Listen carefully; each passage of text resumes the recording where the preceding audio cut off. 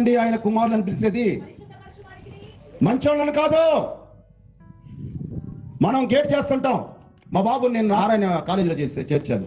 ఇప్పుడు చదువుకున్న రోజులు, ఇంటర్మీడియట్ రోజుల్లో. నేను అక్కడికి పోయినప్పుడు ఒక 100-200 మంది స్టూడెంట్స్ ఉంటే వాళ్ళలో బాగా చదివి వాళ్ళని గేట్ చేసి వాళ్ళని ఒక ప్రత్యేకమైన రూముల్లో పెట్టి చదివించారు. అంటే ఈ తత్తిమూళ్ళు వాళ్ళతో కలిసి చేయలేదా? డబ్బు కట్టలేదా?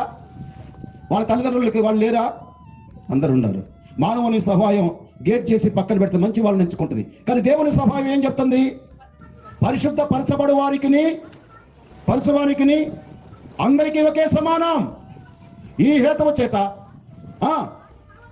వారందరినీ కూడా సహోదరులను పిలిచడానికి ఆయన సిగ్గుపడలేదు. కొట్టండి చప్పట్లు. ఉందా మనకి మంచి మనసు? క్రీస్తునందు ఉన్నాం కదా పిల్లరా. ప్రభు సేవలో ఉన్నాం, ప్రభు స్నేహితులుగా ఉన్నాం, ప్రభు రక్తంలో కడగబడుతున్నాం. మనలో ఉందా ఈ ప్రేమ? మనలో ఉందా ఆ మంచి మనసు?